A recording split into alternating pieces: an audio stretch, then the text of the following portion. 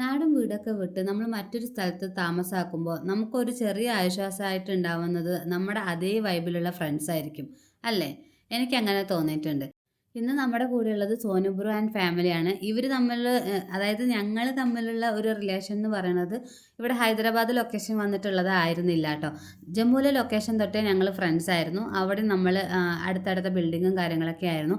അപ്പോൾ ഇവിടെ വന്നപ്പോൾ ഞങ്ങൾ അതേപോലെ തന്നെ ആയിരുന്നു കേട്ടോ. അപ്പം എന്താ പറയുക, പണ്ട് തൊട്ടേ അറിയാവുന്ന ഫാമിലിയാണ്.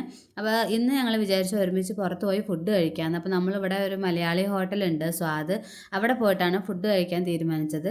ഇന്ന ഫുഡ് എന്നൊന്നും പറഞ്ഞിട്ടല്ല പോയത്. പക്ഷെ അവിടെ ചെന്നപ്പോൾ കുട്ടികളൊഴികെ ബാക്കി എല്ലാവരും ഓർഡർ ചെയ്ത് ചട്ടിച്ചോറാണ് കേട്ടോ.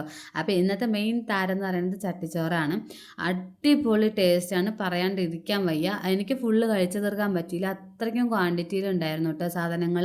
എല്ലാ കറിയും അടിപൊളിയായിരുന്നു. പിന്നെ പിള്ളേർ ഓർഡർ ചെയ്തത് പൊറോട്ടയാണ്. കുഞ്ഞാറ്റ കിഴി പൊറോട്ടയും ചെറിയ രണ്ടാൾ നോർമൽ പൊറോട്ടയാണ് കേട്ടോ ഓർഡർ ചെയ്തിട്ടുണ്ടായിരുന്നത്.